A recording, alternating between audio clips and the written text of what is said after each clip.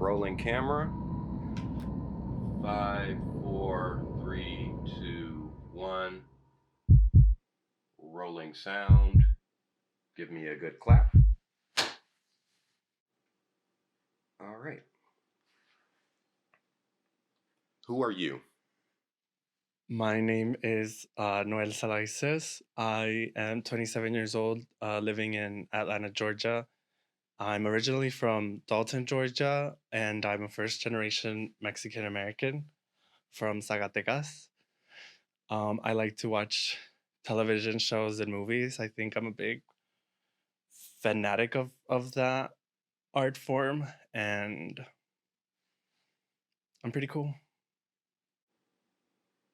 All right.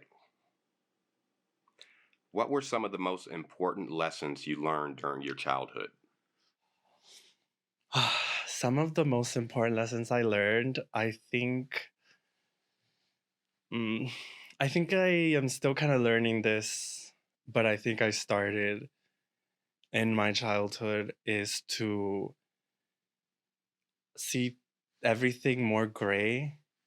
I come from a background where things are black and white and there's good and evil and nothing is ever gray. And so I struggled a lot with figuring out the gray of it all because I, for some reason, always found myself in the black and the kind of like the dark side of things, I guess you could say, the evil side, the mean side. And I think that when I was a child, I learned very early on that life is a lot more complex than that. People are a lot more complex than that. And at 27 years old, I'm still kind of learning that as years go by. And I think I've learned as an adult that a lot of people struggle with that, and a lot of people don't know how to cope with that. And I mean, I could get into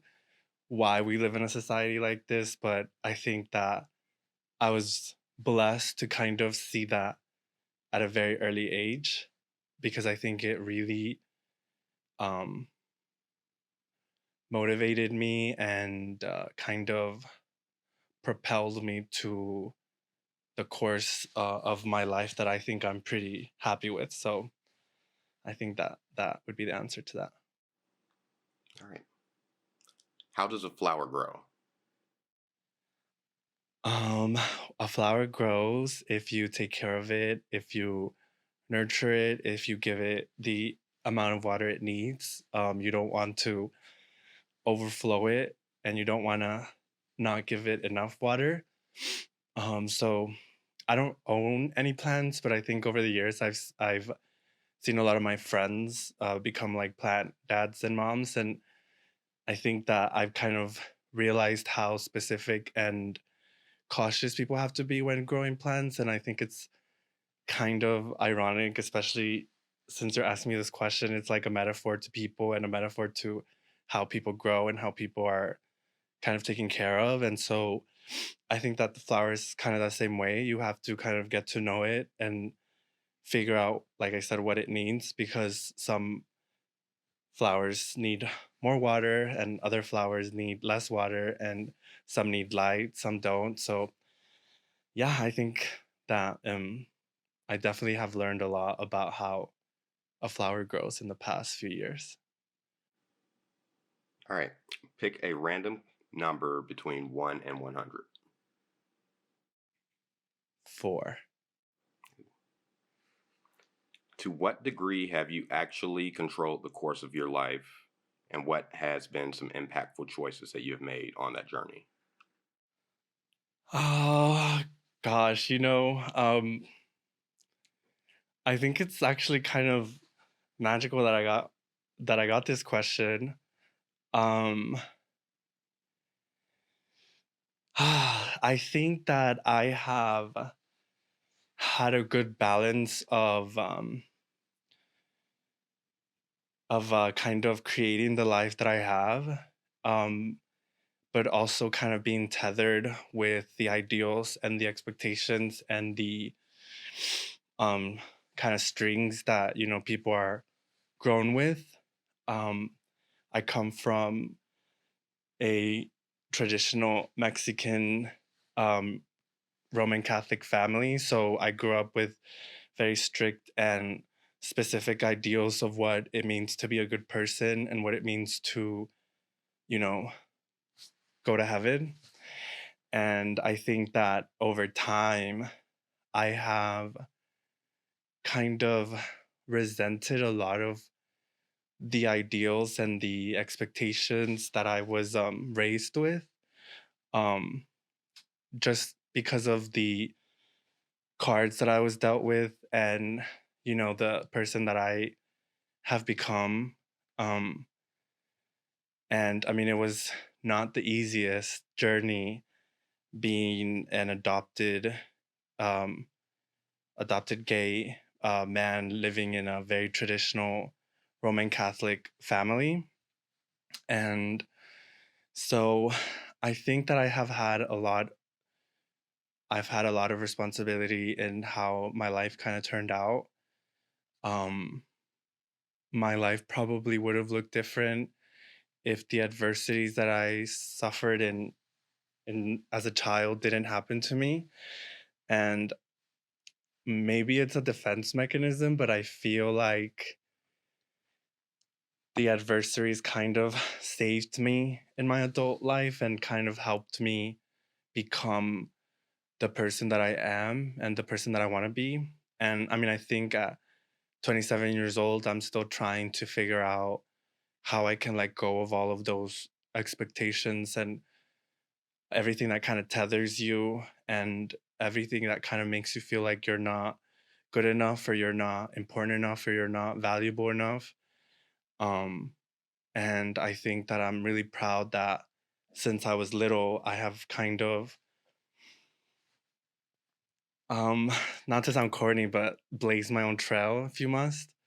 And um, I have a lot of things to thank for that. I have a lot of people to thank for that kind of outcome. But I think the things that really helped me were the things that I saw growing up, like the movies and the shows that I watched growing up.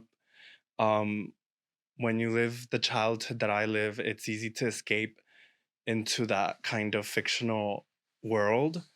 It feels safer. It feels a lot more comfortable, and it kind of motivated me as a child to get out of that kind of environment. And I think that over time, those things like really, those shows and those movies really helped me kind of figure out who I wanted to be and where I wanted to be. And I don't know, I as an adult I have lost the essence of letting those kinds of things affect me, which is a good and bad thing. But I think as a child, I will always be thankful because um, if I didn't have those things, I wonder what kind of possible life I would have had.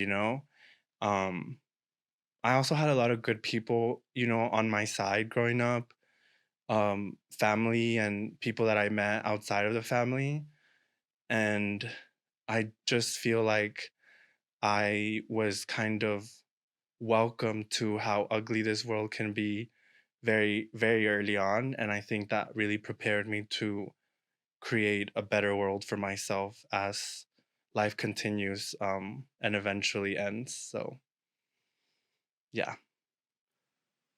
All right, I'll have you answer, or I'll have you ask, or excuse me, I'll have you give me one more number between 100 and 100. Uh, 23. All right. What's your favorite book or movie of all time, and why did you speak to it, or why did it speak to you so much?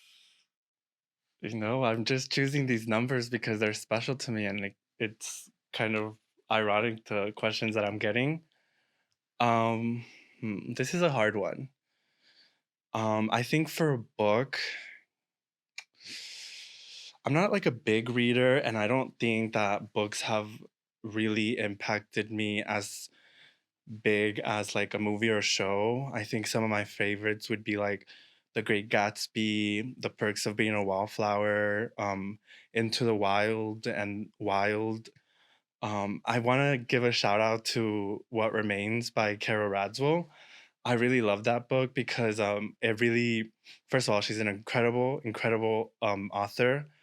People might know her as a housewife of New York, but before that, she really was a incredible author. And I think that she went through some really rough times in a very short short moment in her life. And reading What Remains really, I don't know, it was a beautiful experience because it really helped me see how someone can make something really beautiful out of something so tragic.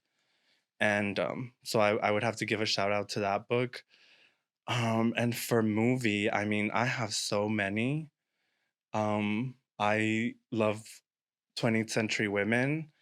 I love Simon, The Perks of Being a Wallflower, and Coco. I like to categorize those four in kind of like a little pack of the movies that I feel like really spoke to me. I think those four specifically really kind of resonated with me a lot. 20th Century Women was about a boy who was raised by all women, and that kind of was my experience.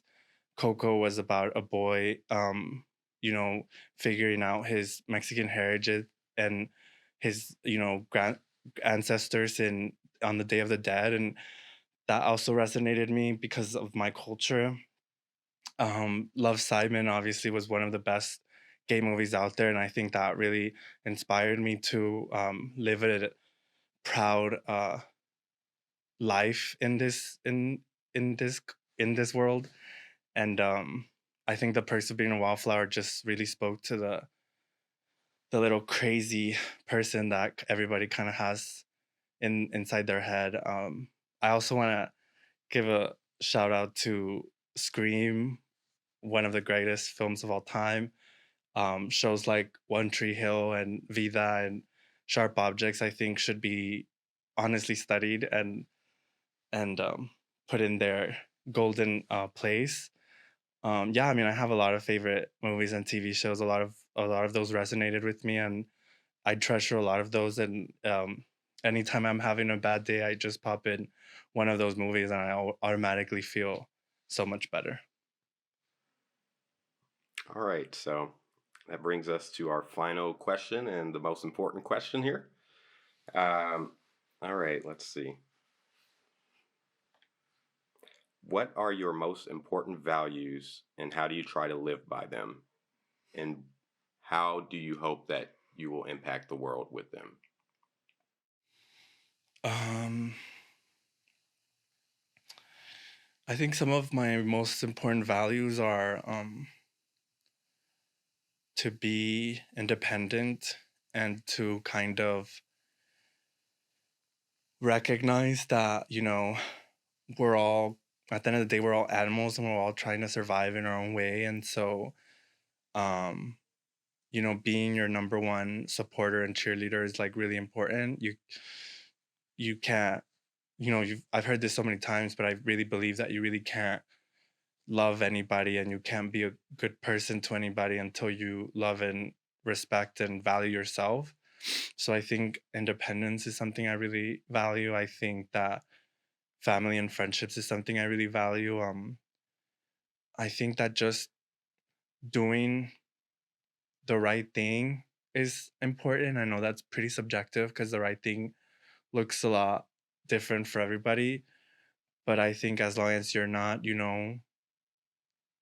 purposely hurting people and wanting to, harm the trajectory of others, then, you know, you're gonna be okay. So I really value that kind of ideal. All right. Uh, that's it. All right. Thank you so much. Sorry, I don't I don't know the last one.